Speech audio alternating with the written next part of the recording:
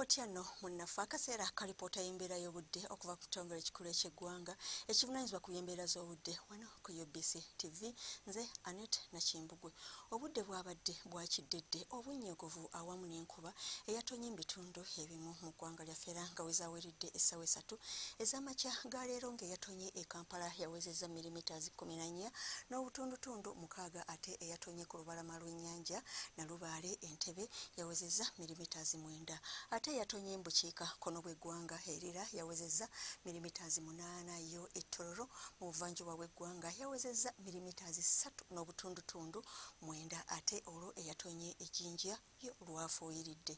Obunnyogovu buno bwavudde ku sseruwandula mpewo oyo ali mu bukiikaddyo ku ssemazinga Africa ng'empewo ezikunta okuva ku sseruwandula mpewo oyo nnyinyogovu nga zikunta zidda mu bitundu byaffe olw'embeera y'obutiti eyingirawo mu ssaawa yonna mu kitundu ekyo ekiri mu bukiikaddyo obw'ensi era nga kikiviiriddeko empeera y'obudde ey'obunnyogovu eri mu ggwanga lyaffe so ng'ate n'empewo empeweevu zikunta okuva ku sseguyanja India nga zidda mu bitundu byaffe ng'ekyo kireeseewo embeera y'obudde ey'ekiddedde mu bitundu by'eggwanga ebitali bimu. Ebyakubiddwa ku ggwanga lyaffe mu biseera eby'okumakya byabadde biraga nti obudde bwabadde bwakiddedde awamu n'enkuba ku nnyanja Nalubaale era ng'olwo ebitundu ebyo eby'ekibizinga ku nnyanja Nalubaale byafunyeeyo ku nkuba wadde ng'ebitundu ebisinga ku makya byabaddemu n'omusana ogwakanga bwe gukubaakubamu we butuukidde mu biseera eby'olweggulo ng'obudde bwakiddedde awamu n'enkuba okusingira ddala mu bitundu ebyo ebiri mu buvanjuba bw'eggwanga lyaffe awamu n'ebyo ebitundu ebimu ebiri mu masekkati ag'eggwanga lyaffe. Embeera y'obudde eno ey'obunnyogovu ekyagenda mu maaso mu ggwanga olw'empewo ezo ez'obunnyogovu. Kale kiba kirungi okwebikka n'oggumira osobole okwewala obunnyogovu obwo obusobola okukutuukako era nga kiba kirungi naddala gwe omuzadde ng'osindika omwana wo ku ssomero okumwambaza engoye ezibuguma asobole okusoma obulungi nga tafunye kutawaanyizibwa mu mbeera y'obudde eno ey'obunnyogovu kubanga eyinza omuviirako obulabe ku bulamu bwe. Embeera y'obudde nga bw'esuubirwa okubeera mu biseera eby'enkya ku makya tusuubira obudde okubeera obw'ekiddedde awamu n'enkuba ku nnyanja Nalubaale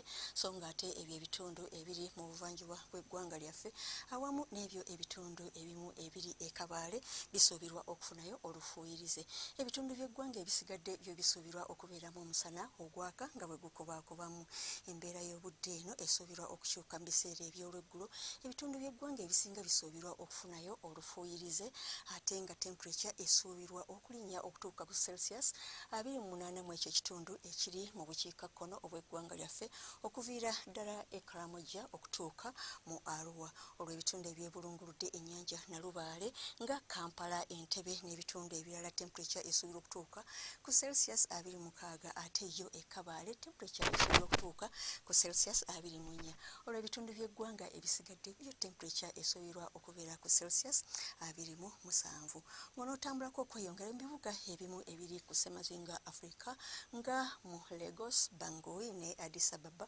wasuubirwayo enkuba okutonya nga mwetobeseemu n'okubwatuka okw'eggulu ate yo Nairobi wasuubirwayo olufuuyirize ne temperature okukka okutuuka ku Celsius 19 olw'obunnyogovu obwo obuli obuva ku sseguyanja India ate yo mu Johannesburg omusana gusuubirwa okwememula ne temperature okutuuka ku Celsius 2. Ng'onootambulako okweyongera mu bibuga ebimu eby'emitala w'amayanja omuli London, omuli Rome, omuli Beijing awamu ne New Delhi wasuubirwayo olufuuyirize ate yo mu Moscow omusana gusuubirwa okwememula nga mu London yo temperature esuubirwa okukka okutuuka ku Celsius 19. Ng'onootambulako okweyongerayo mu bibuga ebimu ebiri mu America nga Houston wasuubirwayo olufuuyirize ne temperature okutuuka ku Celsius 33. Weebale kubeera naffe akaseera kano mwe tukutuusizaako alipoota y'embeera y'obudde era ng'oyagala okumanya ebisinga ku wano tutuukire ku mutimbagano gwaffe nga bw'ogulaba ku lutimbe olwa UBC TV.